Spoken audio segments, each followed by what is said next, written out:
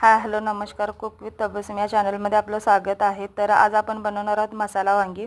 त्यासाठी लागणारे साहित्य बघून घ्या। त्यानंतर एका पातेल्यामध्ये आपण कांदा भाजून घेऊया। कांदा भाजण्यासाठी वरून थोडंसं तेल सोडून घेऊया। त्यानंतर छान असा गुलाबी रंगावर कांदा येईपर्यंत परतून घेऊया। त्यानंतर त्याच पातेल्यामध्ये आपण खोबरेही भाजून घेऊयात। त्यानंतर मिक्सरच्या भांड्यामध्ये आपण भाजून घेतलेले खोबरे आणि कांदा घालून त्याच भांड्यामध्ये कोथिंबीर, आलं, चटणी आणि मीठ घालून घेऊयात आणि मस्त वाटून घेऊयात। त्यानंतर एका पातेल्यामध्ये तेल गरम करून घेऊया। त्यानंतर त्यामध्ये जे आपण मसाला वाटून घेतलेला होता ते टाकून घेऊया। मसाल्याला छान असा तेल सुटेपर्यंत भाजून घ्यायचं आहे।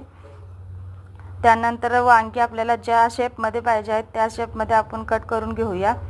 त्यानंतर त्याच भाजून घेतलेल्या मसाल्यामध्ये आपल्याला वांगी टाकून घ्यायचे आहेत। वांग्याच्या आमटीला तरी तुम्ही बघू शकताय। रेसिपी जर आवडली असेल तर लाईक, शेअर आणि सबस्क्राईब करायला विसरू नका।